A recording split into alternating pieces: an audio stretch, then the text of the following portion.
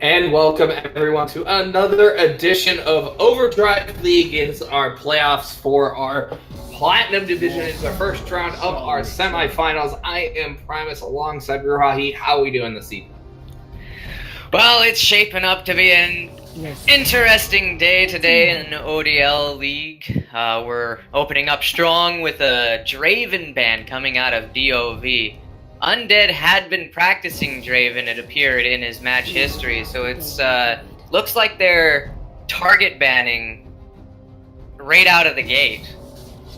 I mean, Draven is one of those very snowball-reliant picks and is rather lane dominant, so if you don't have an AD carry that can kind of match Draven in terms of the laning phase, it's best just to get that off the table here. But there's still a lot left to be desired here. We're seeing quite a few other bans coming in here. We've got Akali and Brand.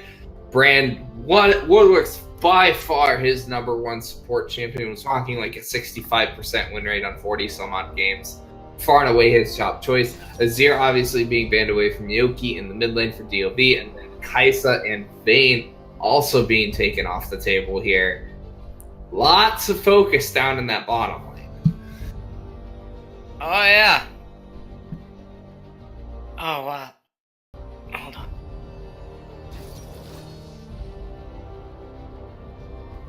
Okay. Sorry about that. Small. Man.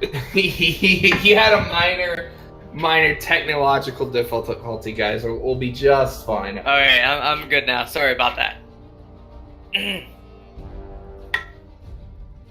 Yeah, so it seems that BS is trying to get a good handle on the bottom lane here, banning out the Vayne, the Kaisa. They're just wanting to make sure that this bottom lane is going to go their way. Since the Draven was banned out, they just want to make sure that all the other snowbally champions get removed off of the board. Yeah, and with the first pick of the Morgana, it does give them a lot of power down in that bottom lane because she really doesn't have too many picks that really do very well, into her Karma being the preeminent pick that I personally play into Morgana. It's a very strong champion, gives them a lot of success. We are going to see the Zoe and Hecarim coming in for the side of DoV. Two very strong picks. The Hecarim is a little bit of a surprise because he did receive some recent buffs, but I still don't think he's a top tier jungler. Well, the buffs were actually to offset the rune nerfs that were received. Celerity got hit pretty hard, as well as Electrocute, so he might be running the Aftershock instead for a bit of survivability, instead of going for those high-speed one-shots that a Hecarim is so well known for. The Zoe is still a very annoying mid laner. She brings a lot to the table, a lot of siege, a lot of poke, and a lot of just straight-up damage. And it looks like BS is going for this catch a person out and just obliterate them immediately kind of deal. And when it comes to DoV, it seems they're going for a semi-similar sort of approach. You got the Morgana. If she throws out a binding that lands, that's pretty much an initiation. She has good counter initiation with her ultimate, but then Nocturne follows up, just being able to catch people out if they're even slightly out of line, a bit too far forward, alone in a side lane. Nocturne's gonna show up and just ruin your day. Yes, and we are seeing the Nocturne and Alawi coming in for the side of DoV. The Alawi blind pick is a little bit spicy in my opinion because it's not really a champion we see a lot of. Nocturne has been a preeminent power pick for the last couple patches in the jungle role just because of the power of his ultimate and his ability to deny the enemy team from any counterplay to it, just because he completely denies enemy team vision. Words are hard. We're going to see the Nami coming in for the side of Brainstorm Gaming, rounding out their first round of bans, and Nami is not the greatest pick into Morgana in my opinion. I mean, she certainly does perfectly fine. She's got good poke, she's got good sustain, but it completely negates her Aqua Prison. It completely negates Tidal Wave. So it's still not the best pick into a Morgana. Well, despite it being not a very good pick, the Nami is actually a comfort pick for the side of BS's support player. He has a lot of experience on this Nami. He might be able to find some outplays, baiting out the Black Shield, playing around it. Instead of letting Morgana set the pace, he might, with aggression and just baiting things out, he might be able to steal the flow of the bottom lane away from the Morgana. Now, the Alawi, being blind picked, Alawi is still a very strong lane bully. She doesn't have a huge amount of bad matchups in the top lane that don't hinder your team in some way, shape, or form. And it might be that they're picking the Alawi because BS had trouble with Alawi in a few games earlier. I still think that's a rather suspect pick to hinge your bets on, because Alawi's such an execution-reliant champion to get the most out of it. We are going to see Swain, Ari, as well as Garen and Saya being taken off the table from both teams. So we're seeing a mid lane pinch and then a top lane pinch from both sides into the immediate Tristana lock-in. Not a big fan of that, because that's not a great 2v2 matchup. We're going to see the Lucian and the Talia coming in for the side of DoV, and this is a lot of side lane priority coming in from the side of DoV with the composition that they've got. They've got a winning 2v2 matchup in the bottom lane. They've got a winning matchup in the top lane. They have a semi-global in their jungle, a semi-global in their mid laner. And I don't know, with the Ornn pick coming in for the side of Brainstorm, that they're actually going to be able to deal with the amount of pressure they're going to have on their respective sidelines. Well, be that as it may, the Tristana is a bit of a safer pick, being able to disengage for herself, being able to reposition, and also just being a straight-up comfort pick for BS Undead. With the Kaisa ban, he's shown a lot of pressure on Tristana before in matchups that people had thought would not go in his favor. He's a very mechanically intensive player when it comes to these sorts of champions, and still finds a way to outplay people regardless. And we've seen the meta sort of shifting with the latest patch into a more late game oriented team fight, as opposed to what it was earlier on. And seeing it into the AD carry, it looks like they're really hammering home what it is they want to do with these. They want to go in, pick somebody off, and then just with stats from Ornn and poke from Tristana, they just want to wipe the floor with everyone else. But when it comes to DoV, they're going for this heavy map pressure. They have the Alawi probably going to be split pushing all game. Huge lane bully up there. We're going to see whether or not the Ornn can handle it. Ornn is a very strong lane bully himself. I'm not too familiar with that matchup. But then you have the semi-global from Nocturne that it's not so big a range early on in the game, but as it goes level 11, level 16, the range just gets bigger and bigger. And then you have the Talia roams.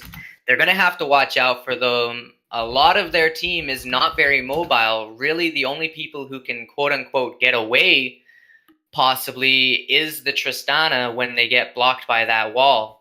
Zoe can't jump over it. Well, she can, but she's brought back from her ultimate. Yeah, but the thing is Alawi hard counters Ornn, because there's not a lot Ornn can do to stop Alawi. Like, all Ornn can really do is try to press R to knock her up to try to stall, because there's absolutely no point in this matchup where it actually favors Ornn, because his only effective trade pattern is the W auto attack trade pattern into the Alawi. And if the Alawi is consistently landing her E, which is basically how every single one of her matchups is decided. There's no way the Orne is ever actually going to be able to do anything in terms of the straight 1v1. He is primarily for this team to be a ult bot in team fights because he's not going to have the greatest of time in the side lane once you get through laning phase. Now, Hecarim, I want to touch on. He has a bit of trouble with how all of the patches have been going, with how Riot's been making the game go so far. Putting back the level 3 where Hecarim really starts to gain, because if he doesn't take his W level 2, he suffers from sustain in the jungle, but if he takes his E level 2, he can do early ganks. So it'll be interesting to see whether or not BS Prank Champ goes for those early ganks, or if he goes to farm up his jungle, try to get that level 3, and then start looking for something. Whereas the Nocturne, you pretty much always take Fear level 2, so he can start looking for ganks, he can start looking for jungle invades, he can even just go straight to clearing his camp. He clears decently well with his passive early on, his AD gain from his Q, and so it'll be interesting to see what it is these junglers are going to be looking for in the early game. Honestly, I think the Nocturne should be looking for an invade. He is starting on the blue side, so he'll be starting at red buff most likely. If he pads upward to the enemy jungle, it's very possible that we'll see an early jungle duel. I mean, my biggest thing is you had mentioned earlier about the electrocute nurse and how Hecarim got buffed to compensate, but the issue was Hecarim almost never ran electrocute. He was almost exclusively a Predator user. Because, well, yes, electrocute, fine in D&D, but Predator on Hecarim, you just get so much bonus damage that I always thought Predator was the ultimate room here. We're actually seeing Prank Champ running Dark Harvest, which I don't think is the right decision, but I'm obviously not a jungler in this bracket of play, so what do I honestly know? But you were talking about how we could see a potential invade on top side.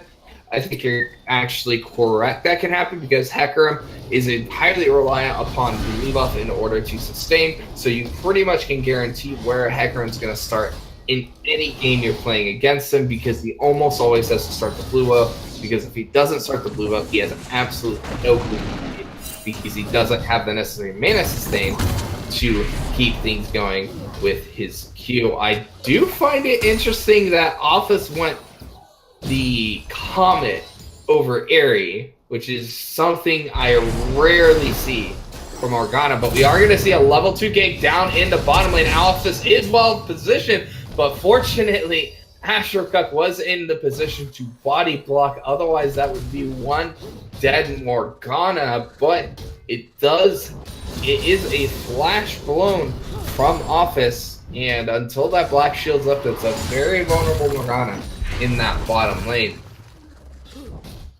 And so we saw that gank happen, but and in response to that, the Nocturne had invaded on the enemy red buff, and he took it from them, despite despite being on a ward from the Ornn earlier, and the ward is still there. So the gank from Hecarim, he basically said, I know you're heading to my red buff, you can have it, I'm going to try and see if I can get my team ahead. I mean, Hecarim really doesn't need red buff outside of the XP. Like, that's like the biggest thing about the early buffs, is you see a very nice trade. That's kind of the power of Nami in lane, is that she's an incredibly lane dominant support, with her healing, with her attack speed buff, both for her or for AD carry. She's incredibly lane dominant. But and that doesn't. The fact that her heal also damages if they're in range. Yeah. So it's a 2-for-1 special when it comes to Nami. I still don't think it's a great matchup into Morgana if the Morgana is playing it properly, but it is early on. Office used a lot of mana on early Tormented Soils, which is why I'm not a fan of trying to spam it unless you're trying to get wave priority. But it's still early on. She does have a fair bit of sustain from the coins. She has her biscuits. So not too much on the table. We're seeing top lane going exactly how I expected it to. Shalawar is really kind of controlling the pace of the lane in the top lane. Is running out of sustain though, so we'll probably be forced to back. I think Astrocook might have DC because he is not moving. Yep. As There's hopefully, yes. Well, I'll just touch up a bit on what seems to be happening on the map right now. So after the jungle invade from the Nocturne, he started doing a full clear of his jungle, so he's going to come back to a really nice, well-timed clear for his jungle after he clears the Krugs and goes back for his item. Meanwhile, the Hecarim went for a full clear going from bottom to top as opposed to the Nocturne's top to bottom. So in this sort of case, instead of mirroring each other, they're sort of going to be opposite to each other when it comes to map presence, when it comes to possibility for ganks. If Hecarim's in the top lane, Nocturne will most likely be in the bottom lane, and people are going to have to start keeping an eye out on that. The Hecarim did look for something in the top lane, but Nocturne's Scuttle Crab was still up, and when he saw that it was still there, he decided to go back to farm his jungle. He might look for something in the top lane after that. Meanwhile, the Nocturne started pathing towards the bottom just outside of his red buff, and he looks like he might be looking for something bottom lane, he might be looking for something mid lane, or he might just go, things don't look too good right now, and go for his Krugs and finish his clear. After which he'll probably back and buy. Now, the Nocturne stealing the red buff camp does put him slightly ahead in gold. He's about 200 gold ahead of the Hecarim right now. He's got 900 in his bank. That's going to equal his jungle item plus possibly boots or a longsword. Whereas the Hecarim, he's going to get his jungle item, and then maybe if he waits for something, he might get another thing, but he's probably just going to go for his jungle item and a pink ward, possibly. We'll have to see after the gold from the Krug's camp. I think that comes to like maybe an extra 120 or so gold. So, and that's 650 to upgrade. And so he might actually have enough for boots there. So despite stealing that camp, they're going to be coming out of this very even when it comes down to that. Now, the danger that comes from being so aggressive and pushed up as this bottom lane is sort of nullified slightly because, one, Nocturne isn't level 6 yet, so he doesn't have that long-range danger. And two, they currently have set up double ward, and it looks like they set it up rather recently, so it's still nice and fresh. Nocturne's not going to be coming in upon it when they're going to be dying out, and so they're nice and safe right now. Meanwhile, in the top lane, Alawi has a blue or has a ward in her river, but it's in such a way, it's not far enough forward because of the scuttle pushing the Hecarim off. If she had put it in the tri-bush, it would have given her better coverage. She might see the Hecarim coming from the tri-bush, because once you see the Hecarim, if he's coming from that tri-bush and you're at this point in the lane, it's almost too late. The move speed boost is just too high, but where the lane currently is, the Ornn is too far back. He wouldn't be able to follow up. It would just pretty much be a damage trade. They wouldn't actually get the kill unless Alawi turns to fight and overcommits. But I mean, in most scenarios, the Alawi is going to look to fight, isn't going to look to run, because especially as she's getting closer and closer to having that leap of faith available. Because in all honesty, with the point of the lane the Alawi is going to be at for a majority of the game, which is roughly where this is currently positioned, the upper third of the lane. She's really in almost no situations going to be able to get out. So honestly, her best situation in terms of a gank happening is just to turn and fight and just try to trade it out 1-for-1. Because with the Ornhorn, with Onslaught of Shadows, plus the Hacker MZ, I can't remember the name of it, but there's so much displacement there and catch potential that it's almost impossible for Lovers to be able to actually escape. Now, here's something interesting. If you're looking at the bottom lane, right, you would think that the Tristana is almost leaps and bounds ahead of this Lucian. She's got almost a 10 CS lead, but when you're looking at the gold values, she's only got an 87 gold lead. It looks like the Lucian is managing to pick up the melee minions, and Tristana is only managing to pick up the caster minions when it comes down to it. So she has the CS lead, but when it comes to the gold advantage, it's only about a 3 minion advantage as opposed to this massive 10 minion advantage we're seeing on the scoreboard. I mean, the other possibility is that Tristana missed the cannon and Lucian got the cannon. Oh, that's true too. Because that's gold swing of 120 gold. Just for getting the first cannon minion. So... Now, we did see those back-off pings come up. They knew that Nocturne might be in the area because the Scuttle is spawning there. And Nocturne's looking to head back to the bottom side to actually go for that Scuttle, despite the fact that his jungle is going to be spawning from top to bottom now. This setup is actually better for Hecarim, despite not being a better duelist, but his bottom lane is in position to help him out here. And when it comes down to going back for his clear, it's set up better for Hecarim because his stuff is going to be spawning closer to him than Nocturne.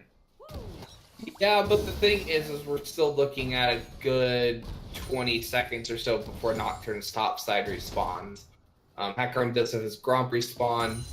Looks like Nocturne's actually going to be able to secure the Scuttle Crab Wars Part 7. Because we're just seeing some minor trading in the bot lane. Not really going to pay attention to the Scuttle Crab. Scuttle Crab's not important.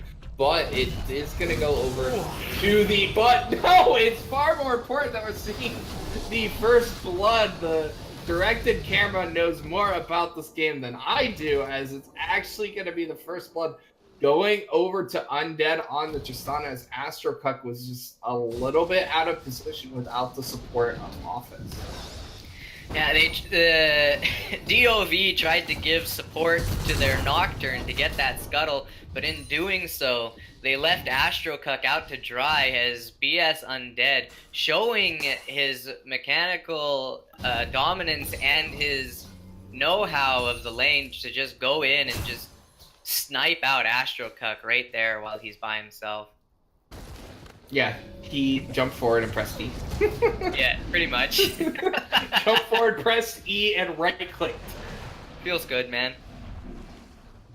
Very mechanically intensive champion. We are going to see Cheese Puncher in the top lane being forced to back off, losing more and more CS. And this top lane, we did see a little bit of a trade start going in his favor, but he's still not in a fun spot on this Ornn, down almost 20 CS. Does get the early Bramble. Is going to help him. A difference of about 500, 600 gold. 600 right now. Yeah, but it's more the experience difference because Alawi is probably about a third of the way to level 8 while Cheese Puncher is still sitting on level 6. Hold up. I just noticed Cheese Puncher has Electrocute on Ornn. Oof. Well, That is not what you're looking for, as we are going to have the level 6, but the Paranoia is going to come in onto Undead, and unfortunately he is nothing but dead, as we are going to see the ultimate coming in from Yuki, as well as the bottom lane of Brainstorm gets heavily punished by the globals of DoV. There's that map presence you were talking about earlier with the Talia and the Nocturne. just coming straight out of Compton, going for it, and now they transfer this into a dragon, a Cloud Drake, which is only going to increase their map pressure. Yeah, as I said, it is not a fun time to be a side laner in this game if you're Brainstorm. We're seeing the gold leads currently 1100 gold advantage to the side of DoV, so they're sitting in a pretty decent spot right now. Prank really hasn't been able to do anything on, on the head. Looking to invade on this blue buff. I don't think he knows that he was botted out by a pink ward. He's gonna get collapsed on. Yeah, he is gonna get feared out up. of jail free card. Yes, but that is a lack of a gate tool now. That is a rather long cooldown, is the Onslaught of Shadows. I believe it's almost a 2-minute cooldown. And Actually, forcing him out of the top jungle now lets Nocturne pick up a second Scuttle Crab. I don't count the first ones, because those ones don't really matter. Oof. I mean, it's 9 gold level 1. It's yeah, still but every jungler worth their salt will tell you it's not the first ones that matter, it's the second and third. Actually, I consider the fourth one the most important because that's the 140 gold one. Oh yeah, but I was meaning, you know what I mean. I know, I'm just giving you a hard time as Jalolos is just putting a beating is looking to save his life there. Yeah. Call of the Forge God buys him a couple extra seconds of freedom up in that top lane as Hot Office is looking to try to set up a play up in that top lane. A lot of damage coming down on Woodward. We do have the jump in from Undead and Preychamp trying to go in, but the sun is going to come through from the shoulder. Keeping everyone alive, but the binding falls true for Office. Now, Hecarim was hovering around bottom lane for quite a long time. He ended up doing the enemy Krugs just because of how long he was staying there. He was looking for something, anything to go off of here, and he's still here. He's looking for something. He might actually go in. Yeah, Bubble does land, but the channel on the Black Shield is just going to get negated by the binding, and that's just going to be a flash burn as Astrocut gets free. Trade onto Woodwork should be able to get out, though, unless the binding lands, just because, unfortunately, no mana left on Astrocut. But once again, the bottom lane of Cuck in Office just deals with the odd-man situation quite effective.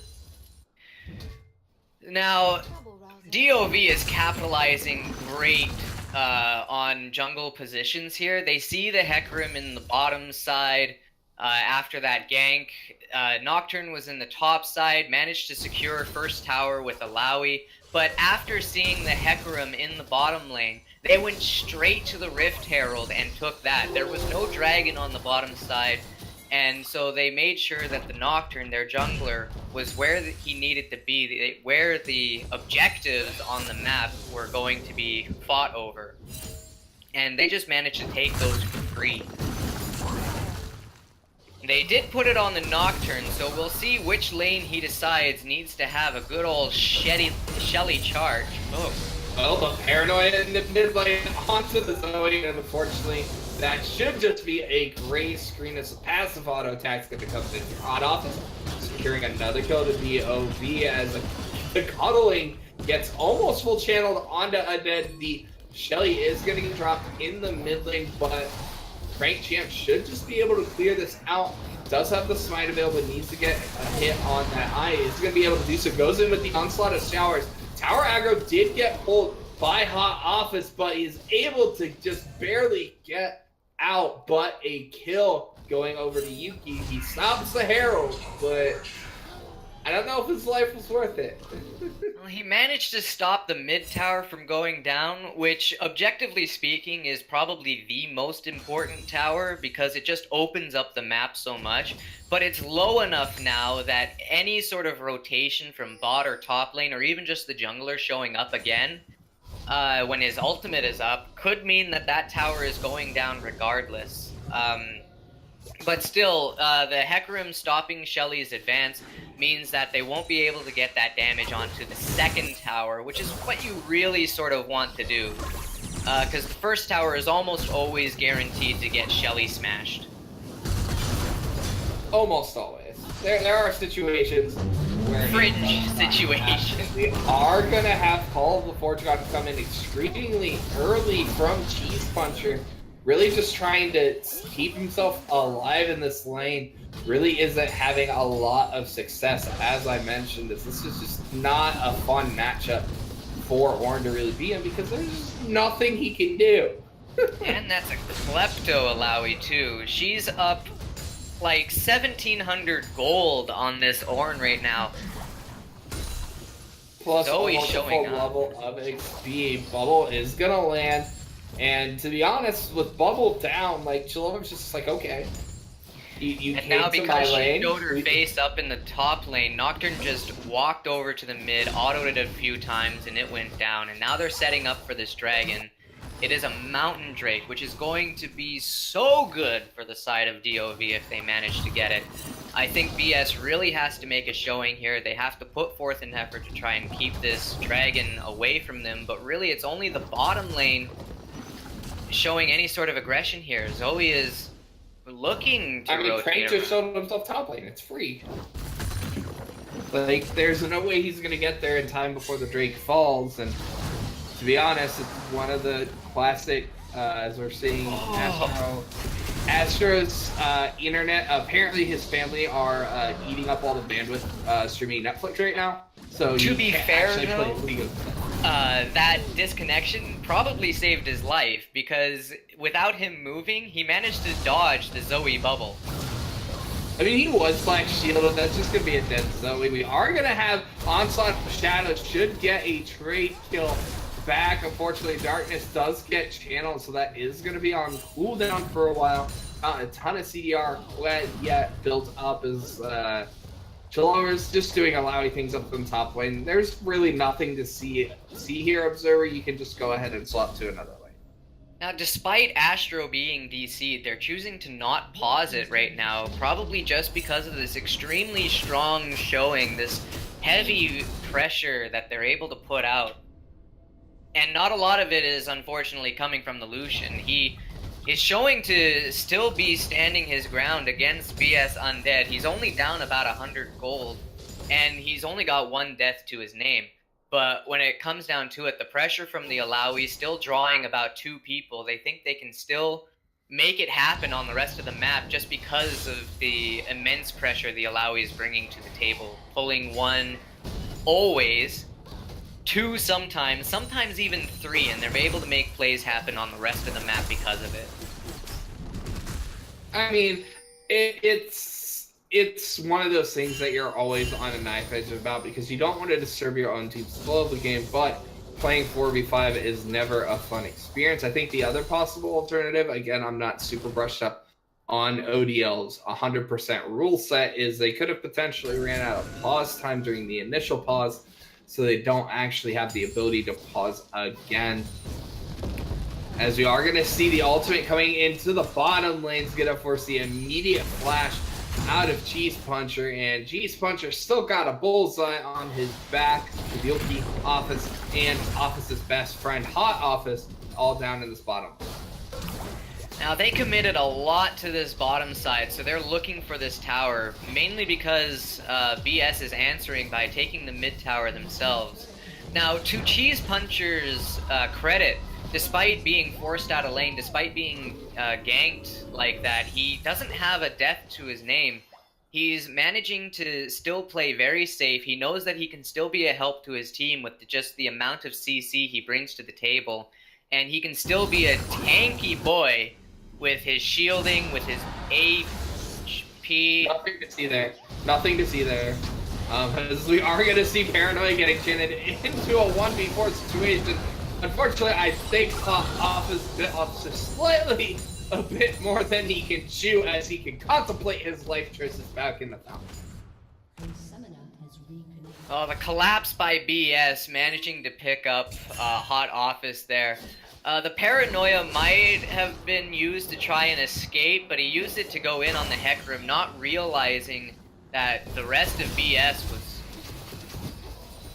Oh, crazy. It's a massive amount of damage from you. He has to blow that flash. Follow flash coming in to secure the kill while Office on the other side skirts a return kill. BS Undead trying to get the damage onto Yuki. Oh! Nothing but that blast cone. Oh, I would be so salty if I was Undead right now. That was a huge outplay coming from Yuki. If Tristana got over that wall, she was dead. But getting that blast cone the moment she came over that wall was huge. Plus she had flashed over. So it's not like she jumped over. She couldn't keep chasing. She only had flash. Oh yeah, oh yeah. That's a... Oh, that was huge. My god, play of the day. It might be a little bit early to call play of the day. Nah, man, I'm calling that. That's play of the day. I mean, there might be more important plays later on, but that one in my books, I gotta put it right now. Money down. Play of the day. Chat, I expect you to hold him to that, so if he changes his mind by the end of the series that there was a better play than that, please be sure to roast him in Twitch chat, as we're currently sitting at about a 7,000 gold advantage for the side of DoV, who was a relatively newcomer into the Platinum Division, only had 5 games in the regular season, won their series 2-1 last week, while Brainstorm had a quite strong performance. I believe they ended up finishing the league 10-5, so it's a little bit surprising, I would say, on paper, that DoV has such a commanding advantage in this game.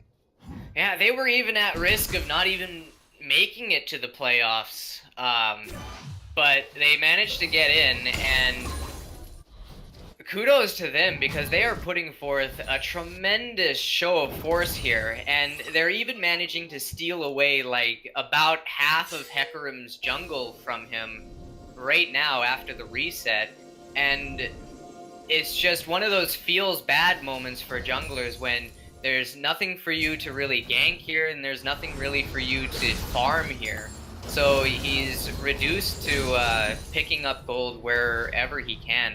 They're trying to answer this Alawi. Alawi is so far pushed forward with almost no vision, no safety net, but BS just can't answer it because if they do, objectives go down on the other side of the map. DoV is showing what they can do with this pressure that Alawi is putting forth. And here we see Dragon being taken, not a showing from BS. Ooh, Darkness is gonna come in on the 2v2 in the bottom lane. Knife and ultimate, but the spell shield was clutch. He does trade his life for it, but it's 2-for-1 plus Ocean Drake for the side of DoV. But we do have a gank in the top lane onto Chillovers. He just does not care, just takes Cheese Puncher off the table as he gets the kill in the 2v1.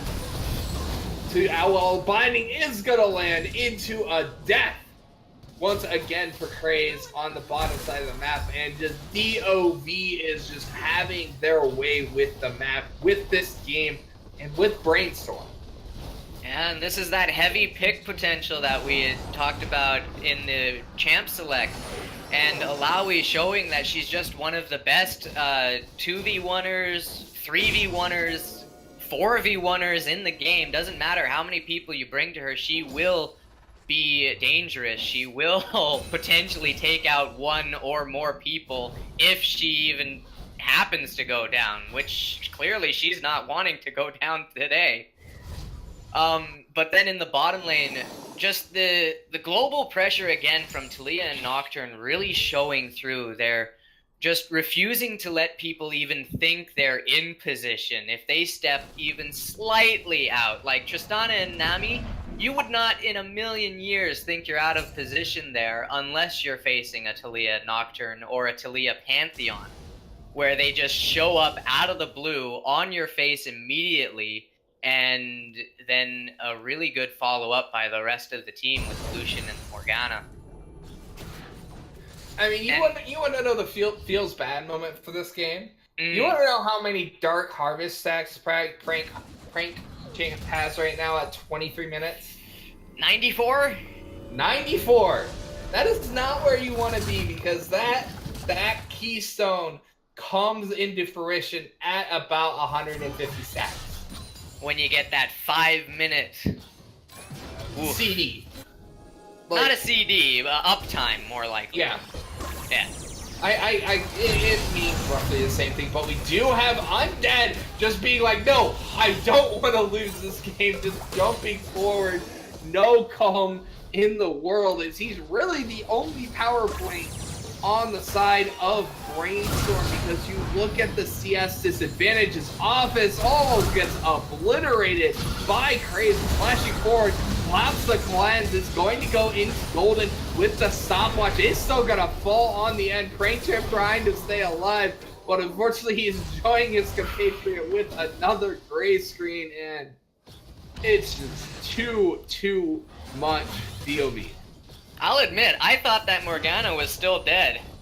Zoe managed to just bring her down to a sliver, put the ignite on her. Yes, she used her Zhonya's, but it was a fresh ignite. I thought for sure it had a few more ticks left in it when she came out of it. But she managed to survive with a sliver of health. Zoe ulted forward, managed to pick up the Zhonya's, survive a little bit longer, but the Nocturne damage, Lucian damage, the Talia rocks. It was just too much for the two of them to handle there. Yeah, in case you guys didn't know, rocks to the face is not a fun experience to go through. Oh look, Tristana got a red buff. Woo! They got one of. I think that's the second red buff they've gotten all game. I think that's her first, outside of killing the. No, jungle. I mean their team. Period. Oh. Because they stole the initial red buff. He got the second one. I think the third one got stolen, and then this one respawns and they got So this look one. at what the Lucian is doing while the rest of the team is top lane. The Nocturne is setting up for Scuttle. He knows he wants that golden XP, but the Lucian is pushing in this bottom lane.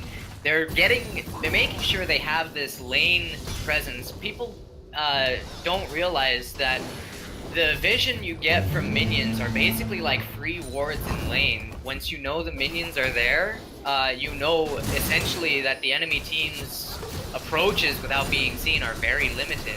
And the Nocturne is hovering around, making sure Lucian is safe, but it's just a 3-2-2 essentially pressure on the map, and this could translate into a Baron play later on if they manage to get a pick.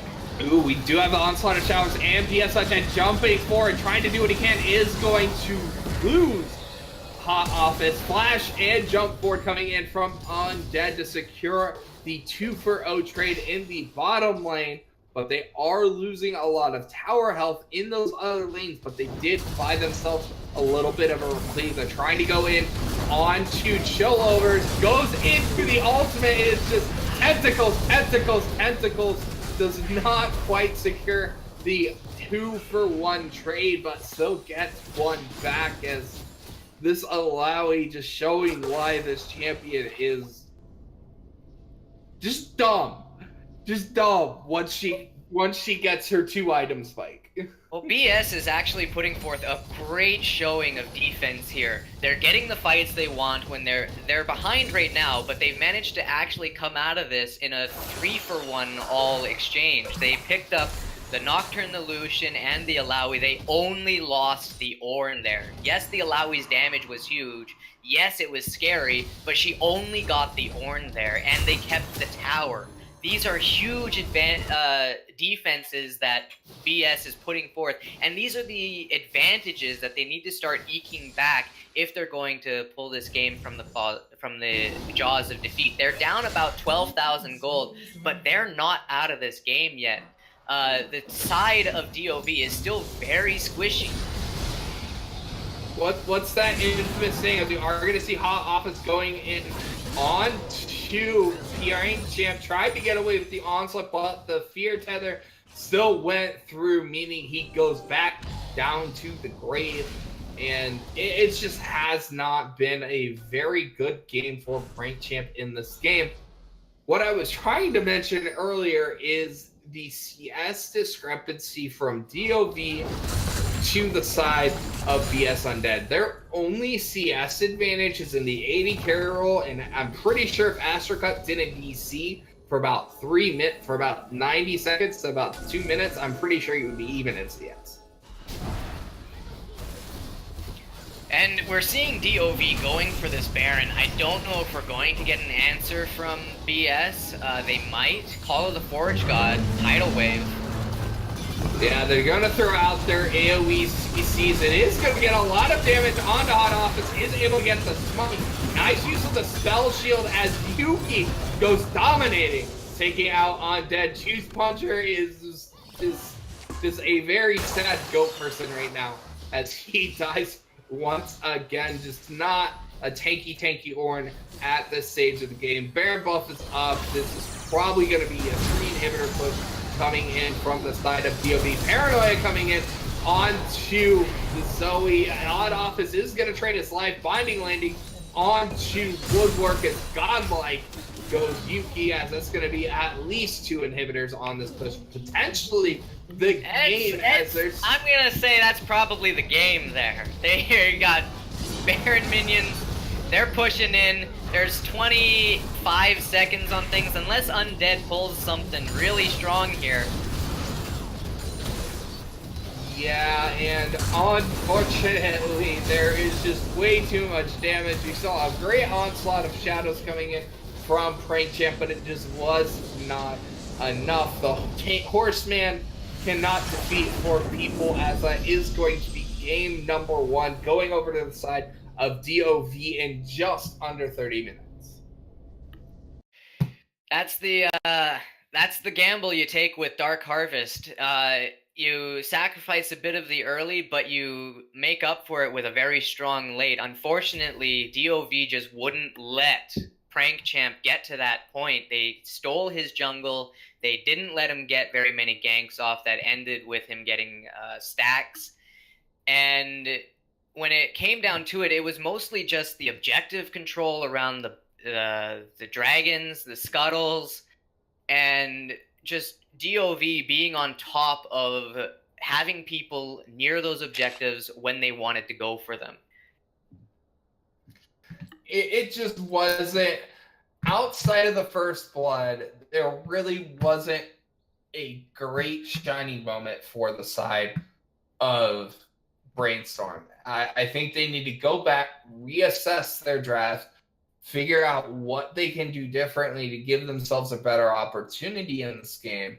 Because in all honesty, unless something drastically changes, we're going to see DoV next week in the finals.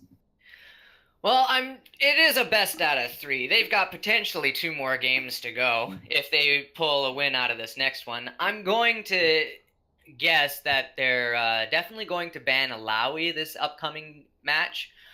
But when it comes to the rest of it, they're probably just going to pick champions that have better answers to this map presence that DoV is putting out if they start picking those champions again.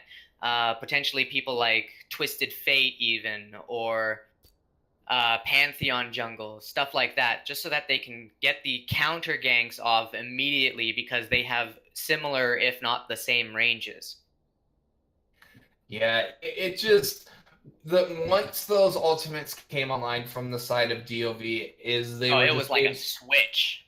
Yeah, the pressure in the side lanes, the pressure in top lane. I believe they took top tower at like 12 minutes, and the Alawi literally ended the game, I think, but before the last fight was 2-1-0 before the fight at the base, and because she just wasn't ever with the team. She literally just sat top lane, killing minions at the end of the game with like 160 CS advantage over her lane opponent. We had like a 90 CS advantage in the mid lane.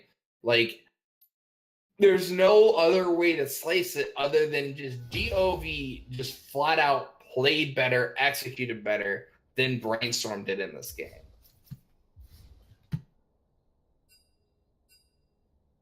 Well, for the side of DoV, the most valuable player of that game, I would probably have to give it to I mean, I want to give it to the Alawi. The Alawi brought pressure to the top side so incredibly hard, bringing multiple people up there, refusing to die, and just being an all-around nuisance. She made it so that her team was able to take objectives, and it wasn't like silly pressure either, where you're just constantly going forward. She refused to die. She only had like I think one death that game, and just managing to out CS her opponent, force her opponent out of lane, and just bringing so many options to her team that probably wouldn't have been there if top lane had gone even. Meanwhile, for the side of Brainstorm, most valuable player on that side, I want to give to Undead. We saw him bringing some good fights despite being so far behind. He managed to actually have an advantage over Astrocuck. Now, there was the DC that was unpaused for a while, so there's a grain of salt there, but he really showed that he wasn't willing to let go of that game. He put his claws in, he dug deep. Unfortunately, it just wasn't enough that game. But we'll see in this next upcoming game whether or not Brainstorm is able to pull themselves back together and just have a better performance. So I am really interested in seeing what they're going to do.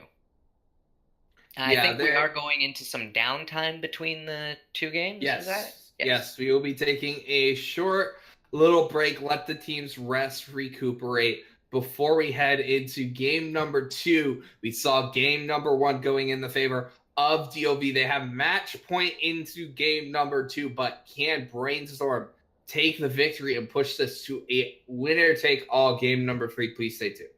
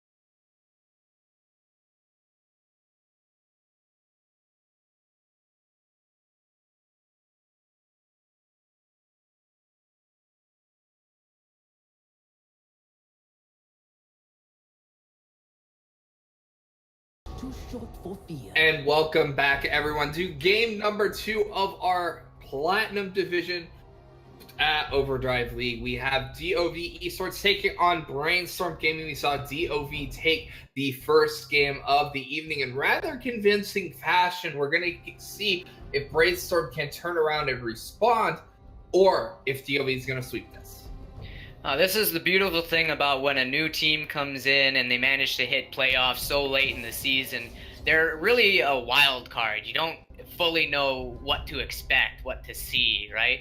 And we do see that in first ban, they pick out that Alawi. They do not want to see that pressure in the top lane again. Yeah, unfortunately, the tentacles were a bit too much for Cheese Puncher up in that top lane to really deal with on that Ornn, and I'd really like to see them try to prioritize a stronger laner for him to look more effective in that game, as we're going to see also Morgana being banned by Brainstorm here. Gonna wait to see what DoV is going to be banning on their side, not having any bans show up, but I know at least something is being banned. Kali is their second ban, so I know that for sure, but nothing too unexpected in terms of bans so far. Now, it is interesting to see the Morgana being banned. Yes, her Black Shield was annoying. It was stopping the Zoe CC from doing anything. But all in all, Brainstorm didn't really bring a huge amount of CC to the table that they were utilizing. Like, the Ornn was always in the top lane,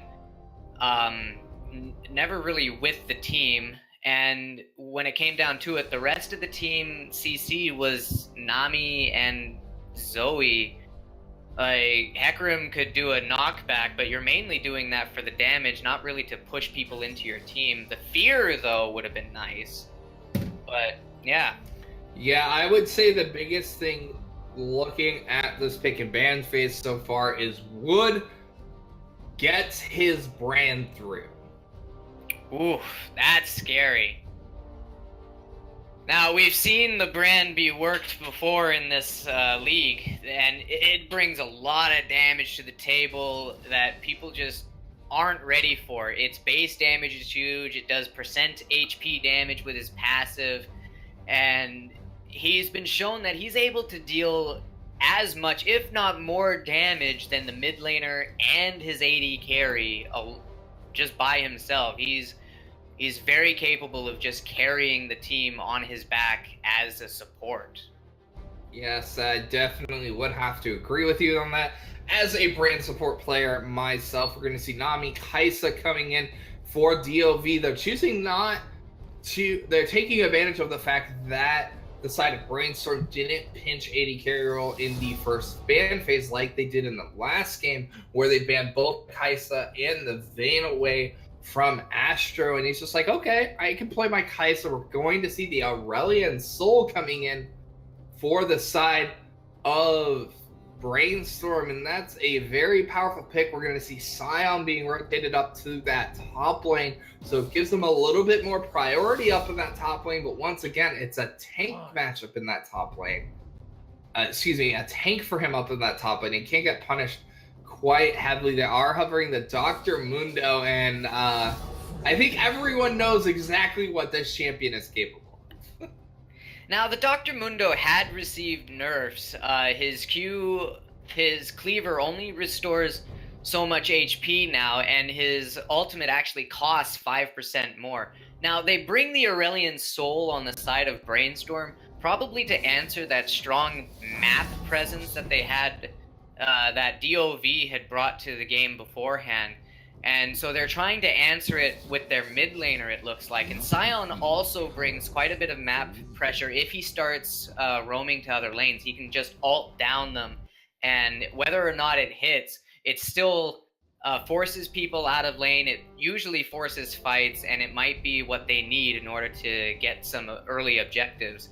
Now, on the side of DoV, we're seeing a slightly different approach. Mundo is, again, another character similar to Alawi. Doesn't bring as much damage as her, but he's just this unkillable monster if he starts getting some items. And Kaisa being able to reposition quickly with her ultimate, getting into the thick of things, getting off a lot of damage, and Nami just being able to control team fights, not bringing the damage that a brand brings, but being able to control where people are going, and bringing a different sort of skill set to the team that way.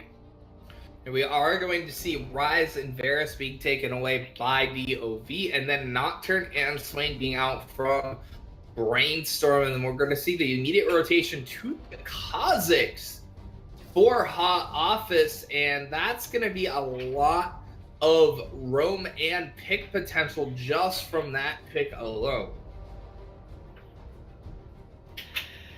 Oh yeah, the Kazakhs used to be very similar to Nocturne back when his ultimate gave him movement speed and stealth in bushes, and the fact that he just had so much map presence, you couldn't really tell where he was. It was actually more similar to Eve, because instead of leaping across the map, it was just you couldn't see where he was. But he had received nerfs in that regard, like quite a couple of patches ago. He's much more of a solo queue carry type champion, so it's interesting to see him being picked up here. It looks like they're going for these heavy pick, find people out of position approach again. Whereas on the side of BS, they're going with a very more immobile sort of setup with the Scion, the Brand, the Jhin. However, I use immobile with quotation marks because you still have the Soul. The Scion still has his ultimate. The Jhin gets mad movement speed later in the game when he just starts critting everything and just going need for speed, most Jhin. And then the Zoe being able to pick people off from an incredibly long range, using those walls, getting that. They don't want to let go of this Zoe, but I don't know. Hold up. Who's their jungler?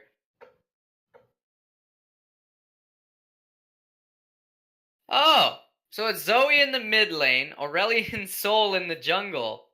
Good lord. Well, that's definitely going to show a different kind of map presence from Brainstorm. Gotta admit. I don't think this is a good idea. Oh, it's their pocket pick. Believe me, it has worked for them in the past. He focuses on AP Psy on top can work, but that doesn't mean it's good. Oh, the Aurelion Sol functions very much like a support kind of jungle. He's not focusing on being the one who deals damage. He's not even focusing on farming his jungle. He's focusing on getting these ganks off, approaching ganks from ways that other champions just aren't able to do it, and he's going to be bringing the pain just from sheer number of ganks if he manages to get them off. It does come down to whether or not DoV pushes forward in the lane at all, or they realize what's going to be happening and they manage to freeze the waves on their side of the map and really play sort of safe in that regard whenever they see Sol in the area. I mean, you look at DoV's comp, who's honestly going to have a pushing lane on paper? Mundo's going to get shoved in. Talia into Zoe, that's kind of about an even push battle. Kaisa Nami versus Jhin Brand. Jhin Brand's going to have a push priority in that lane almost 100% of the time, assuming neither is doing anything untold, like using abilities on minions, that type of thing.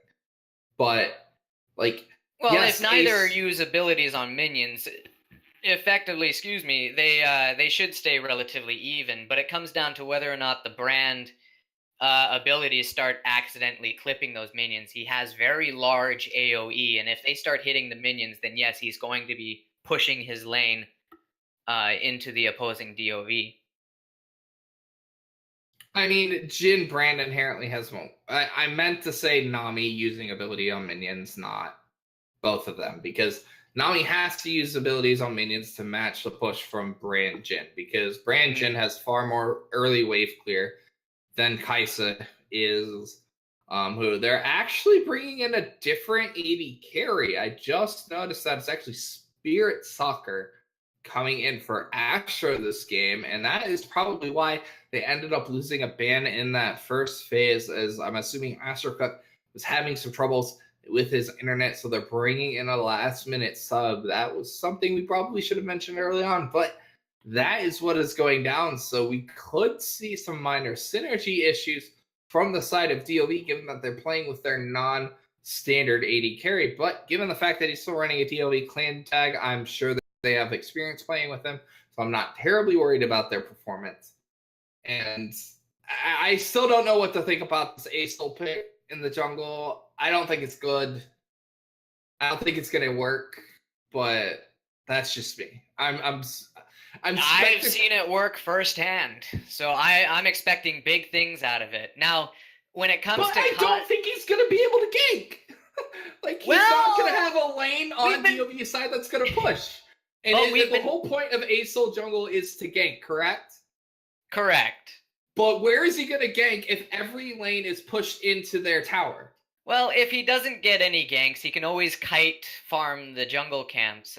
He does have those stars, and he is able to kite farm the jungle camps quite well. But when it comes down to it, the Kha'Zix knows Aurelion Sol, well, should know the Aurelion Sol is not a very strong jungler duelist at all, I would think, unless he has backup. Like, he's a good controller, bringing CC, bringing the phase rush, so he might actually be able to kite out the Kha'Zix, but the Kha'Zix bringing the electrocute that, despite its nerf, is still extra damage. He might just look for an invade and an early kill. Aurelion Sol is likely going to start on the top side, and I might have to reload here. Yeah, I do, like, I don't mean to be super skeptical of the Acel jungle. I just don't think it's a good choice in this scenario because, well, yes, it is pocket pick. You can make all of the arguments for that. But the issue is that you rotated it early. You were able to flex it to get a... You still didn't, even with the flex, you still didn't get an advantageous matchup. You still got counterpicked in the mid lane. Kha'Zix and Hot Office is literally going to have a field day in this early game because, in all perfectly honesty, unless Prank is able to look for a gank, I don't think he can show himself in the river because I think if he shows himself in the river, he just dies. Well, if the Scion manages to get early pressure onto the Mundo, he might not need to look for a gank. He might actually go for, like, a jungle fight. That Scion roaming or backed up by the Zoe roaming if she manages to push in onto Leah early on. But it really does come down to this early flow for whether or not Aurelion Sol is able to find what it is he needs to start popping off. Now, he did start on the red side. It's kind of a gamble if the Kha'Zix has gone for his blue, but it looks like the Sol is immediately going for a gank, as we see it right here. Yeah, he's going to look to try to land that Sarge Surge. Is able to land it, but the cleanse just immediately comes in. Yes, it's cleanse burn, but unless he's able to return to that within the next 2 to 3 minutes, like, he's not going to get anything. And this is exactly what I was talking about. Flash had to immediately be burned by Prank Champ. His Hot Office doesn't have the is going to flash in onto Prank Champ, and he just gets a great screen as it's first blood over to Hot Office. Now BS Craze is a little bit out of position. We do have Cheese Puncher rotating down trying to defend the blue buff, but it's first blood to cause. Yes, it was kind of unfortunate that the Aurelion Sol did not know that the Kha'Zix had started on his red buff. The Mundo was late to lane, but for some, he pathed to the top side jungle, and Kha'Zix was heading to the blue buff, but after seeing where Aurelion Sol was going, he waited in that bush and just went for him. And red buff to red buff, Aurelion Sol was not auto-attacking him to apply that red buff, and so it came down to Kha'Zix just had the move speed over him to chase him down. And Aurelion Sol burned his flash earlier, so Kha'Zix just had to answer it with his flash. And I mean, because of all that plays, we see a discrepancy in the top lane in terms of both XP and CS. Because Shalover's got to just sit there and take the XP while Cheese Puncher had to rotate down to defend his jungler. And while Cheese Puncher had to rotate down, because it's Sion, his lane was actually pushing in, so he was losing out on more farm and XP because of that early play. Yeah, and it's just like, if he wasn't, like, this is why I thought it was a bad idea. But, you know, we are going to see the CG chain coming in on the Spirit Stalker. Should be able to live, but no, the last tick of Ignite is able to secure the kill. This is precisely why brand support is OP, people, and even if you don't play support, just pick brand, because you're used to doing damage, so just pick brand. It was a good chain CC in the bottom lane, keeping that Kai'Sa locked down, applying that damage, and then when you have the Ignite plus the brand passive ticking away, it's just so much damage coming out. That even through the heal, even through Nami, she still went down. And that's both sums for Soccer going out, while Brainstorm only has the Ignite down for Brand. Yeah, I just think that was not respecting the brand damage. Like, Brand is one of... Sorry. Brand is one of the most oppressive supports in terms of damage. Like, it is not uncommon when I play Brand support to do the most damage on my team. Oh yeah. It is not uncommon. Oh yeah. Now, we are seeing a huge difference coming out in the top lane. Mundo is harassed to high heaven. Sion is still very healthy, but look at that CS difference. And if we just turn over to the gold value, that's almost a 300 gold difference we're seeing coming out between the Sion and the Mundo. Mundo is just keeping up in farm with his cleavers, managing to get the auto attack resets with his E attack damage boost as well. And so he's able to get these last hits, even under tower, very easily, despite being shoved in so constantly. And he's got the lane in a really nice position. Kha'Zix could just come over here and just eat it up. Yeah, I mean, yes, he's eating a lot of damage, but he just dinged level 6, has that sadism available, so he's pretty much undiveable at this point, especially in the next 2 minutes, or in about 3 minutes when his stopwatch comes online. And that Aurelion Sol, he got that first gank off, got the cleanse, and what happened? Well, as you called it, all the lanes are pushed forward, except for the mid lane, but the Zoe just backed, so the Talia is shoving this in, and she's going to be looking for a back herself, so there's nothing much he can do in the mid lane either.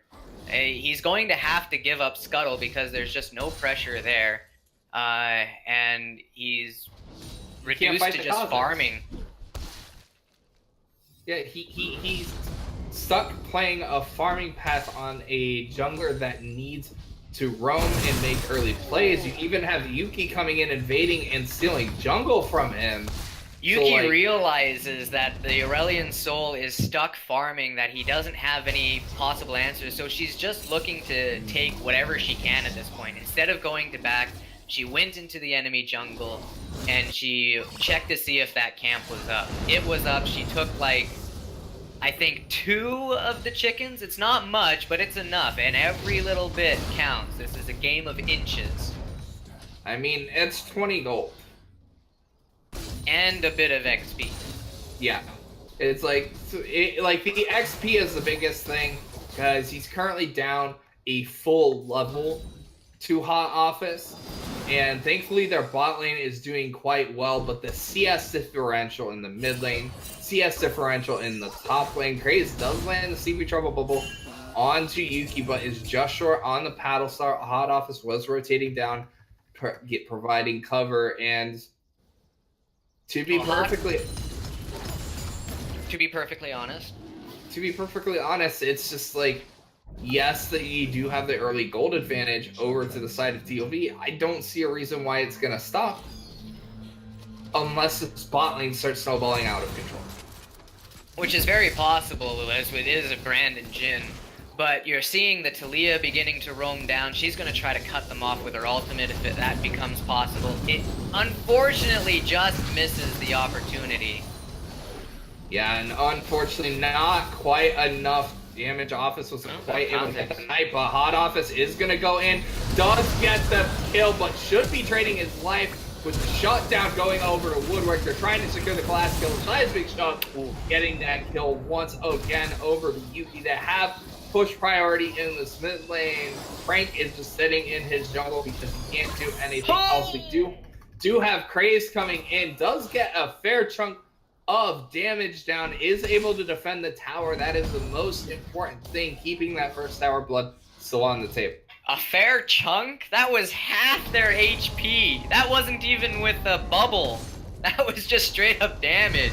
Ooh, but we do have Friendship coming in up into the top lane. Sadism is up on Chillovers, is just going to go. It does not care. Voice of Light is going to buy the disengage though, but I think Chillovers is just going to stroll on out of this as Mundo goes where he pleases. He's still trying to go in to secure the kill. Does have cleavers up, lands a cleaver onto Friendship. I think one more cleaver is lethal on him. Is able to sidestep it though, but Chillovers goes where he pleases, regardless of whether you send a dragon or a undead monstrosity at him. And the Fire Drake goes over to the side of DoV while all that is happening. Yeah, and this is that pressure we're seeing. They see the Aurelian Soul on the top side of the map, they make plays on the bottom side. They see him on the bottom side, they make plays on the top side. The Mundo rushed a Spectre's Cowl and made sure that he just had the survivability for all the magic damage that would be coming out. Barely getting out is Cheese Puncher. Flash coming in from Grace. Nice use of the stopwatch, but unfortunately Chillovers is going to fall. Yuki should die with one more auto attack, and this is double kill over to Kratos. A nice answer from the Zoe, managing to pincer in Yuki and Clovers, who just overstayed their welcome. They tried to search for something that just ended up costing both of their lives. Yeah, meanwhile, there's a chase going down. Yeah, they're trying to chase him down, but it is a Kha'Zix with ultimate. It's not the easiest champion to lock down. He is able to walk on out of there, and stopwatch was available for Mundo. Chose not to use it probably because he didn't have his ultimate backup off cooldown, and that's just going to be a dead Nami. Does have stopwatch, just going to buy a little bit of time. Pyroclasm too early, but a miss time coming in from Woodwork. Office should fall to a fourth Jhin bullet. So unfortunately, they don't get the double. They only get the one kill, but that is going to contribute to eating up this gold lead. Now, the Nami played that wonderfully. She stopwatched, it managed to block the Brand passive damage from the 3-stack, it managed to not let the Brand ultimate bounce to and from, and it's all in all, it should have saved her life, but the Jhin opening up with his ultimate, managing to pick her off with the second shot, getting vision, slowing her down, just brought it to a slow death behind her tower, and her ultimate just came out a bit too late to save the to stop him from channeling that fourth shot. Yeah, that's one of the things about Nami that people do underrate is she's surprisingly good into Jhin, because anytime Jhin opens up and Nami's relatively close, she can just press R and Jhin either eats the CC or cancels ultimate. But very well played out of this bottom lane, and that's pretty much where all the gold is currently residing for the side of Brainstorm Gaming, as top lane once again isn't going particularly well. Thankfully, Craze was able to pick up some Talia's looking for something. Yeah, he is hovering, does have the Weaver's Wall available, is not going to commit to it. A lot of vision coming out from the side of Brainstorm, trying to keep eyes on these map movements coming in from Yuki, from Office. So they're trying to forestall this mid-game power that really took over the game in the last game. But the issue is that they're just bleeding gold in terms of farm. And just to hammer home that advantage they had from the last game, the Kha'Zix is soloing the Rift Herald right now. He's making sure that his top lane, his mid lane are providing cover so that nobody collapses on him, and the Aurelion Soul is spotted out in the bottom side of the jungle. And now Kha'Zix is heading into the enemy jungle. He's looking to steal whatever he can. The Aurelion Soul blue buff is spawning pretty soon. He's going to be going for that. Yeah, Jhin opens up for some reason. He was looking for an initiation on the Talia. If he got a bullet on her, maybe the Zoe could have chain CC'd her. Maybe. So what you're telling me is it was a bit optimistic of a decision. I want to say yes, but you know, everything has a plan, just the plan doesn't always work out. What is that infamous saying is no battle plan survives contact with the enemy? Yeah, exactly. No, we are getting a little bit sidetracked. Let's take a quick look at seeing what we've got currently on. We've got about a 1,400 gold advantage to the side of DoV. They are currently trading in kills, but they have standing turret gold with that Rift Herald sitting on office right now. They have a massive CS advantage in the top lane, a minor CS advantage, as we are going to see a gank onto Yuki. Voice of Flight is going to provide slowing. Knight is going to come in as Kraze is going to secure the kill with that final auto attack. Now that was a really nice collapse onto the Talia. She got just a bit out of position. She walked into all that vision, and the Aurelion Soul and Zoe just managed to clap her, and even the Jhin and Brand were coming up to come after her. And instead of going after her because she had died, they managed to go all four of them into the mid lane. They get first tower. Brainstorm really showing us that they're not out of this game. They're wanting to bring this. They say there's no bad taste in our mouth from the last game. We're showing you what we're capable of. You laugh at our Aurelion Soul, we're gonna laugh at your corpses. I mean, I think I was the only one laughing at the Aurelion Soul, but there were digress. some in Twitch chat too. Well, I don't read Twitch chat because Twitch chat just will inherently tilt me as a caster because people have a tendency to be a little bit suspect on behavior-wise in Twitch chat. But I say the biggest thing that came out of that play, if you're the side of DoV, is the fact of the matter that that bottom lane, which was down 20 CS at one point, is now even on farm. And Hot Office is hovering down here. They're trying to bait it in a lot of damage. Stun is down. We are going to see Tidal Wave is actually going to land on the Brand, but unfortunately the Brand was too close to tower. I feel like they needed to pull that trigger far sooner. We are seeing Curtain Call just trying to dissuade any continuation on this play. We do see Prank and Kraze hovering down on this bottom side trying to make a play, but the play's already been made. Yeah, they are trying to go in. Sleepy Trouble Bubble is going to land, but the Star Search has been excellent cleanse coming in. We're seeing the counter teleport coming in from Chill Lovers is just going straight on to Kraze, and Kraze is just all out to drive, but no! The rotation from the Scion, nice sidestep from Chill Lovers is going to dodge out on the unstoppable onslaught. We do have Office just jumps in and eviscerates the dragon off the map as we do see them get the disengage in the mid lane. Chilovers is going to get stunned up off Office, has rotated down. One slow's going to land. Another slow is not quite enough damage from the Luna's Echo. We are going to see the Rift Herald being propped. They're trying to force down the mid lane tower edge against the Zoe. The charge is going to almost be lethal. Not quite able to do that as Kraze is going to die to the Luna's Echo first. Cheese Puncher is also going to fall to the Ignite on the backside as DoV putting their foot down on this game, taking that mid lane tier 1. Now, up to this point, DoV had the gold advantage. Ooh, Chilovers going a little bit deep, not quite having lethal damage on that. Oh, no! Man, Hot Office is... Hey, that was calculated! Calculated! As we're seeing more and more jungle camps being stolen away from Prank, and Prank just has not had a fun time on the Erodin Soul. Oh yeah.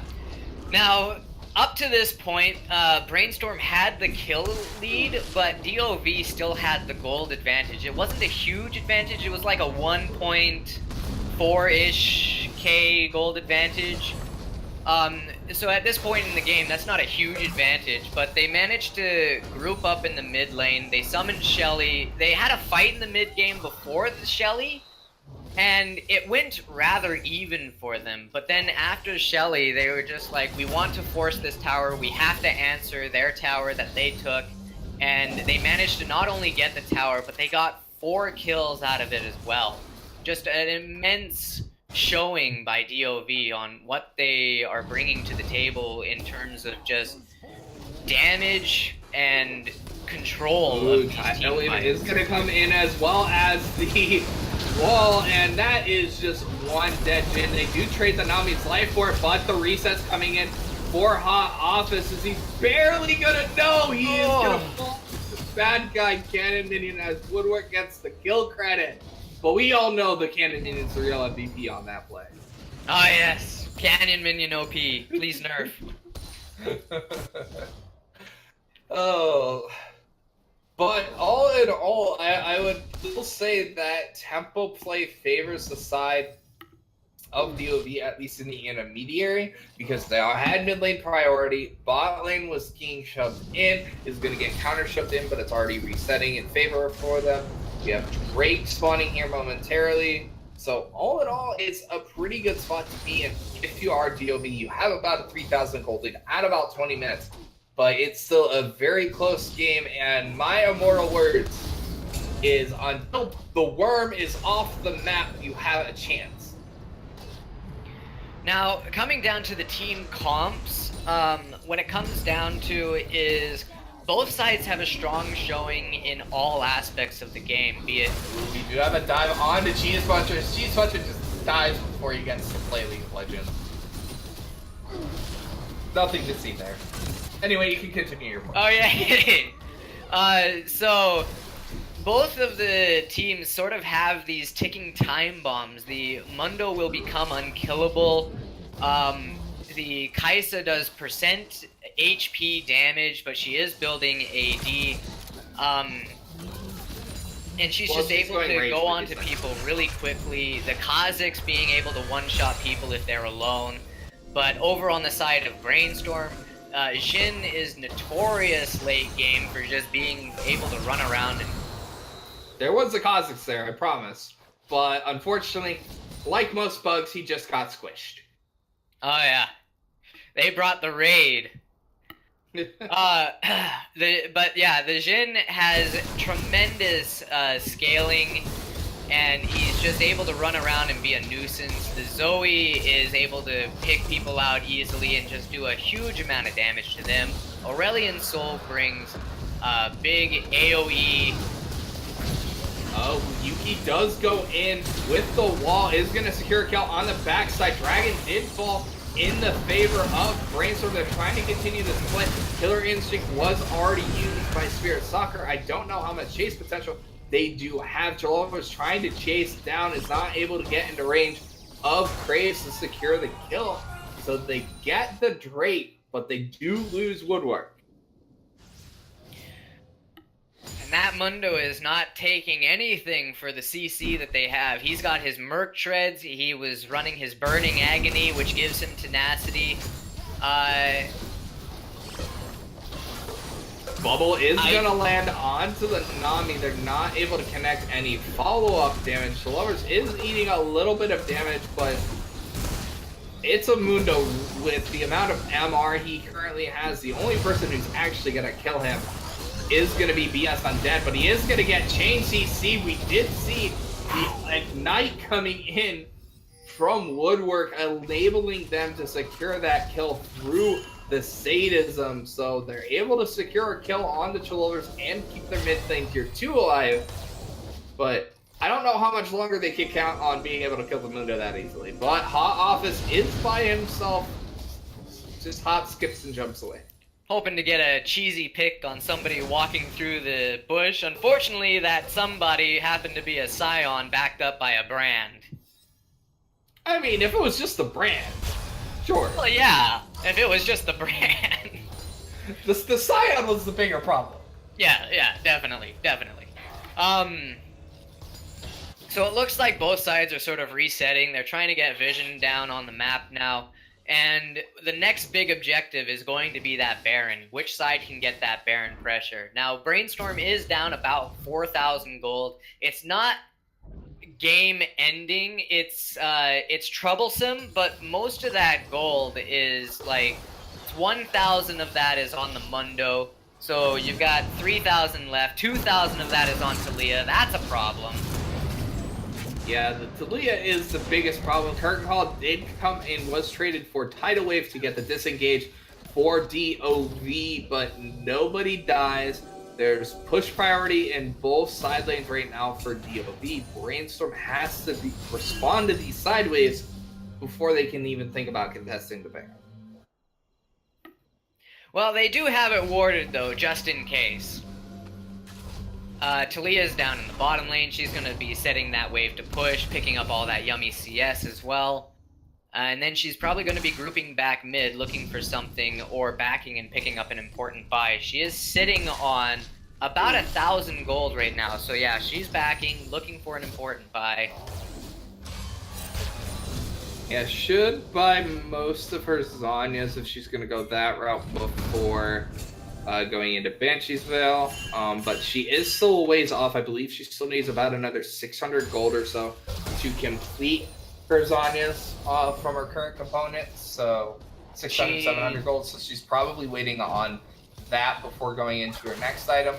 But considering that Zoe is showing bottom, this is a very great opportunity for DoV to insert dominance around this Baron, get their vision down, and really control the pace of the game. Stun is going to land onto Yuki, doing a little bit of damage, but they have complete priority over this top side of the map.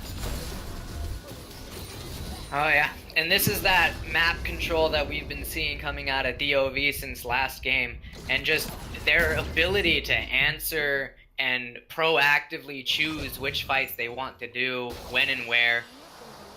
They didn't even know that Aurelian Sol was in the bottom side, I don't think. He wasn't sitting on any wards, he didn't walk across any wards, and the lane was pushed up.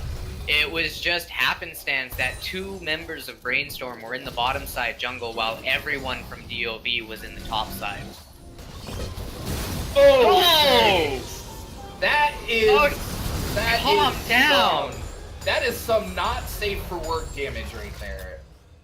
Kraze had a family, Yuki. Come on, as the Kraze just gets blown off the face of the map by Yuki, and I don't know if they'll be able to get anything off that pick, but it does give them a little bit of an advantage. They're trying to get a pick onto Office, nice flash and Tidal Wave, but that's no summoners on that Nami, and there's a lot of pick potential on the side of Brainstorm. Yeah, despite the Zoe going down, Brainstorm's team is still a force to be reckoned with. You can't underestimate it. There comes a point in the game where the jungler is essentially just a laner. Now, the Aurelian Sol is essentially a laner who's behind. He's behind in CS. He doesn't have any kills to sort of make up that gold. He is down by about 2,000 gold to the Kazakhs, but the Kazakhs also has 5 kills, remember that. Which comes to about like 300 gold per kill, 5 times, that's 1,500 gold right there. So all in all, he's not terribly behind. He is behind, but he's not terribly behind. What really matters, though, is that he's behind a whole level, and Aurelian Sol, like any other mid laner, scales with levels more... scales with levels faster than items, and so he really wanted to have that level advantage over his opponent. Now, Brainstorm had managed to pick up a Cloud Drake, which would help with their roaming, help with collapsing, but these Fire Drakes that DoV is picking up just adds to their damage, adds to that Talia one-shot happening on the Zoe, adds to that Kaisa going to be able to just blink in and delete somebody out of existence, adds to that Kha'Zix not even needing people to be alone anymore to just pop them. We are gonna have the curtain call getting channel, but Craze once again. Yuki just has homing shoves. This time it was a one-shot as opposed to living with a sliver. Yes, that was an actual one-shot. This should give them total Baron control, as without Craze, who's a majority of their kills, Woodwick has to flash to dodge the tidal wave. This should, in essence, be a free Baron, because there's the only thing they have to contest it is Woodwork's ultimate. Now, we say in essence, Baron does give this debuff that causes people to do half damage that he attacks, and he causes people who... you were saying, as as their tank gets eviscerated off the map, as Hot Office is able to get the jump reset to get out, but we do have Craze back off the map. Hot Office does have his prop 4 shot coming in, 496 on that crit coming in from Undead, and that's gonna stall the Baron. Just a cheeky kill on the jungler. Yes, Office does eat a big chunk on that crit. Office Hawker does have to flash away, but no! Rapid Fire 4th crit, but Undead does pay for it with his life as Shillovers does secure that kill. We are going to see a just big disengage around that big purple worm, as the big purple worm honestly is really being the real team's MVP, as both teams really not being able to execute around this Baron. Yeah, DoV had set that up where they weren't doing Baron, they were using its presence as something for them to bait BS into, and they managed to get a fight going in their favor until the second fight, in which case Brainstorm managed to bring it back. They got a cheesy pick on the Kha'Zix before the first fight ended, and then the second fight they managed to kill the Kaisa Nami. Like, as I said before, you might be ahead, but Brainstorm's team is still something you have to respect. We're past the point where it's, oh, Aurelion Soul Jungle, it's a meme, right? We're at the point now where everybody is slightly scary, everybody has some form of CC, everybody has this pick potential on the side of Brainstorm, and if they get you, they will chain you, they will bring you down. I mean, you are correct, but, like, in my opinion, the biggest worry in this game is the fact that Chillover still does not have an armor item.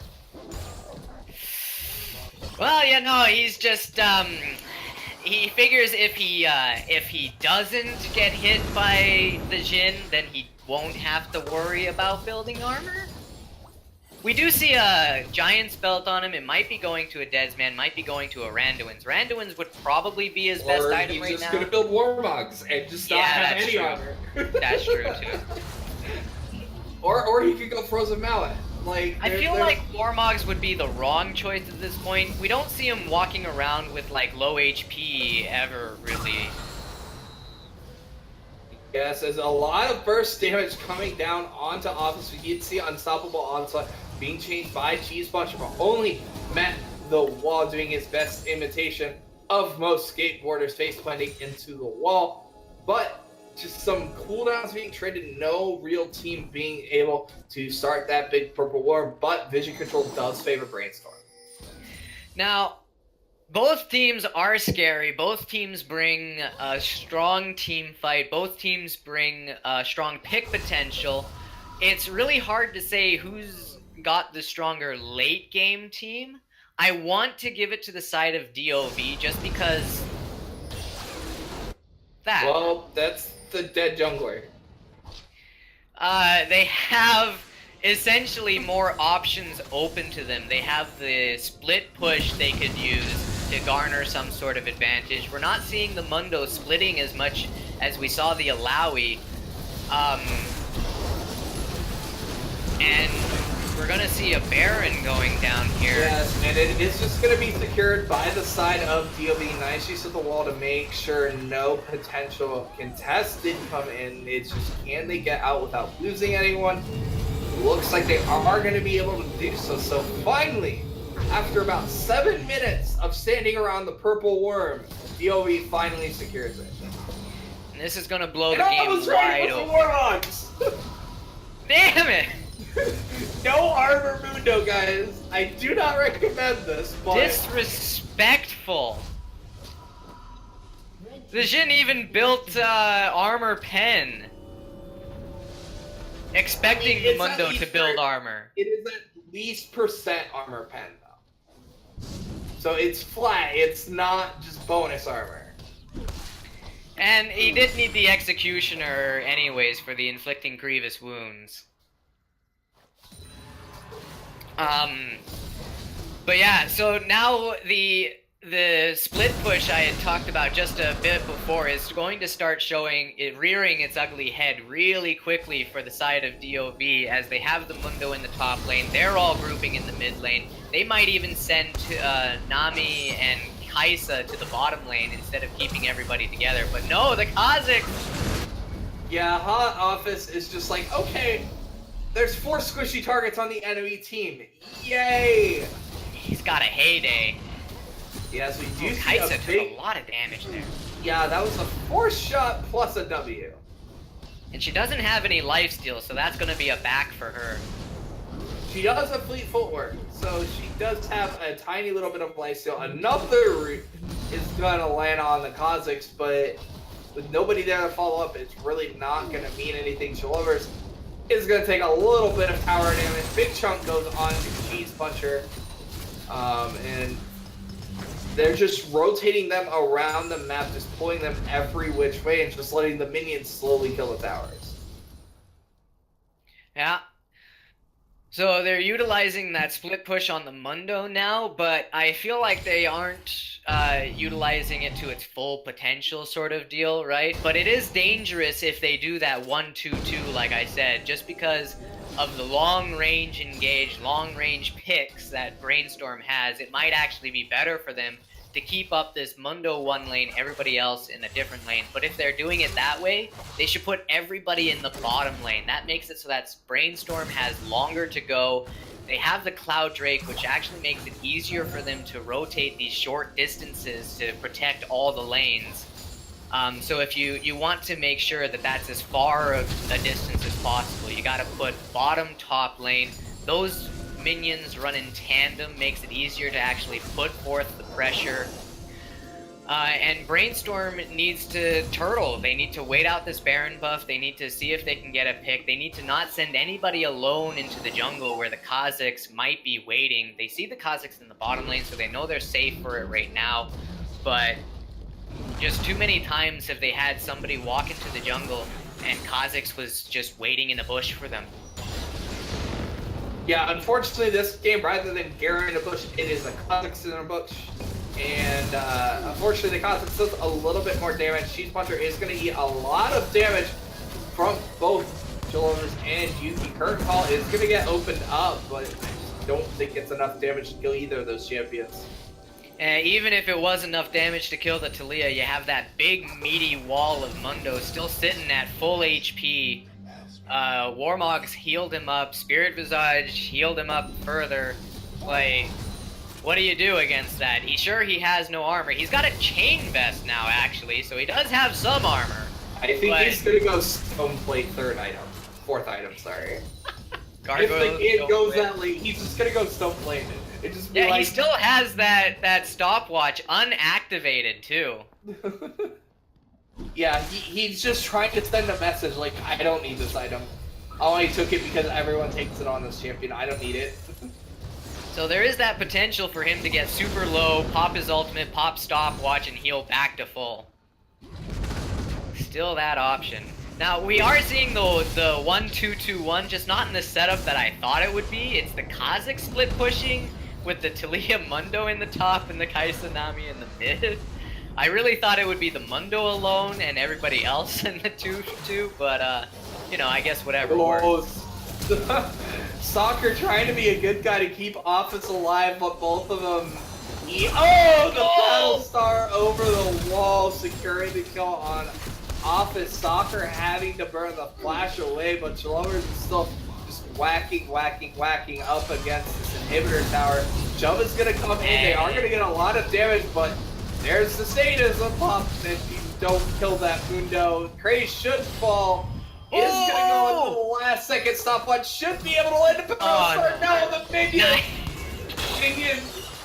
Minions confirmed. Crazy, you are crazy. Pretty sure Minions almost did as much damage as the Zoe there, but I digress. On the other side of the map, we had Woodwork trading his life for Yuki, and that is going to buy them a lot of time to try to recoup some gold. You have both those two champions down for 40 seconds. You managed to save off losing an inhibitor on that Baron push. Yeah. But you're still not in a good spot.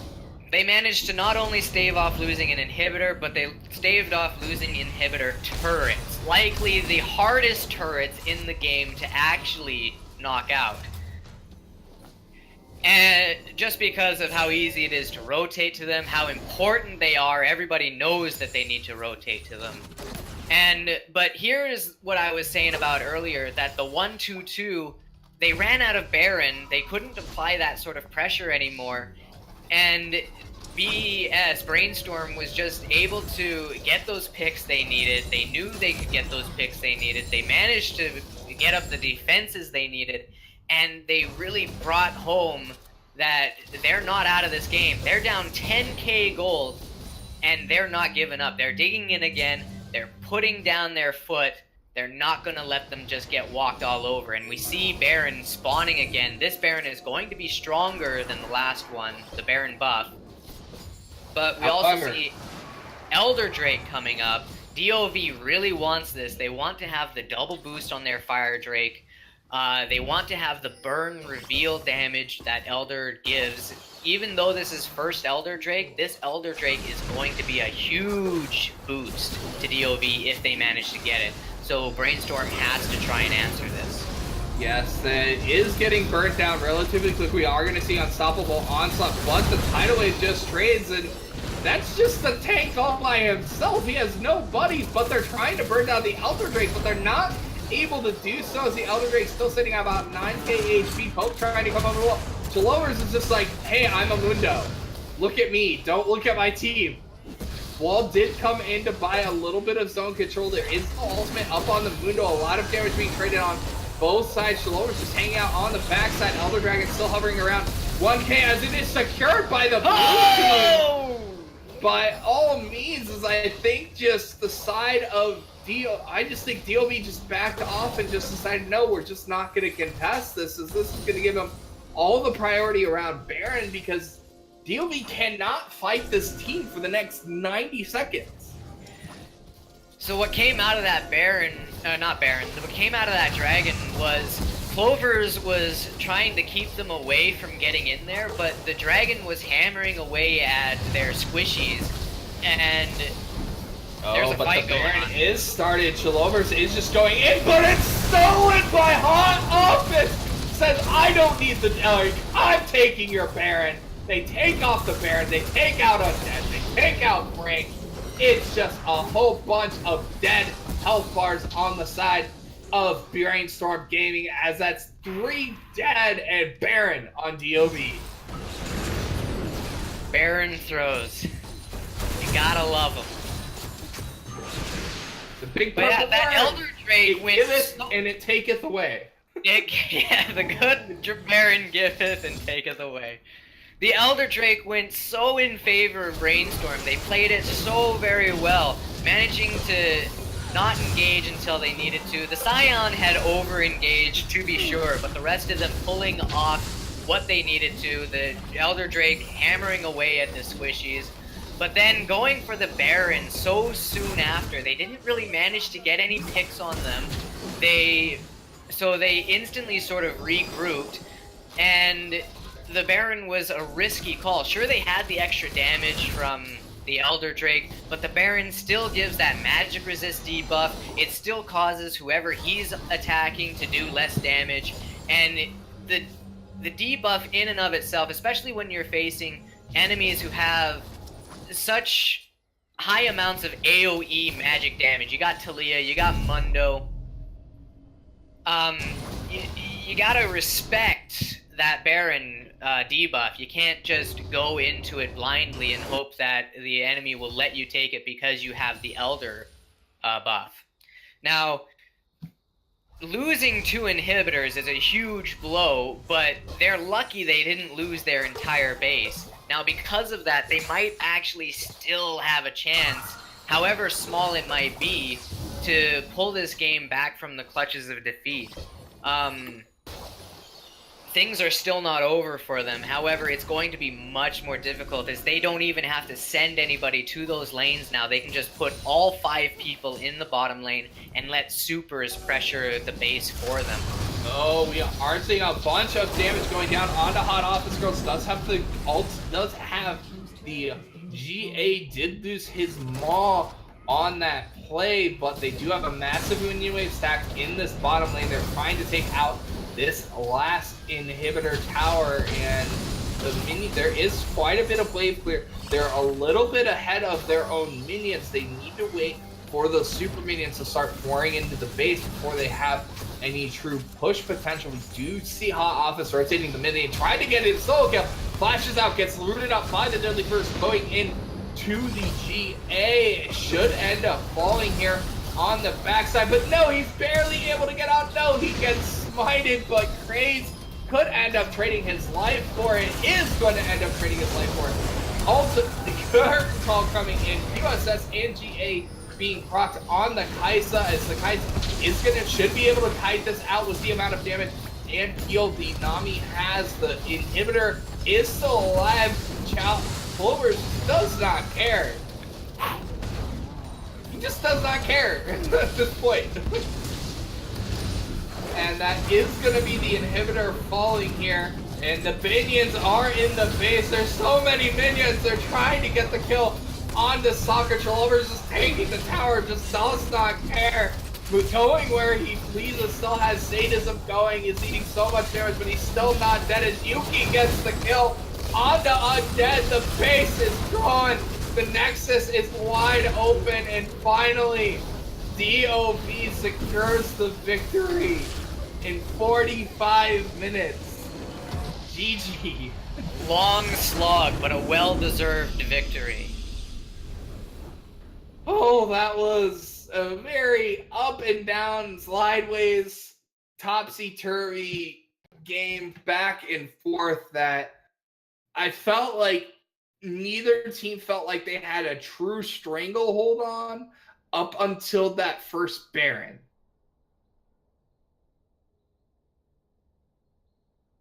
I felt like that first Baron dropped, and that's the first time that DoV, I felt like, had a solid handle on the game.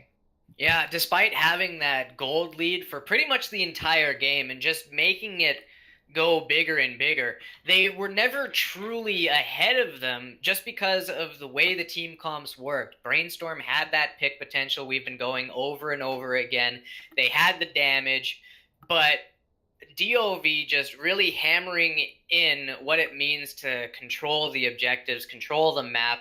They lost the Elder Drake, but they stole the Baron, and then they got the second Baron. It was a really good performance coming out of DoV here.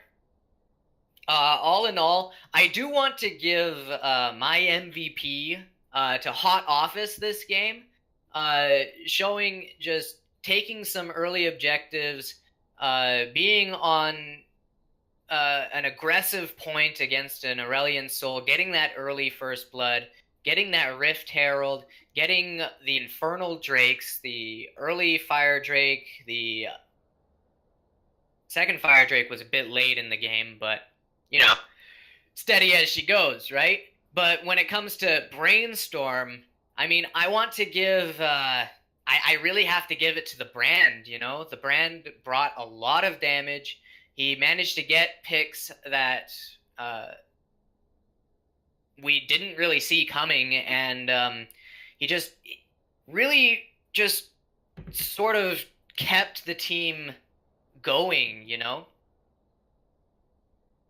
Yeah, I mean, the biggest qualm I have with Woodwork is he didn't have any of those big ultimates in team fights.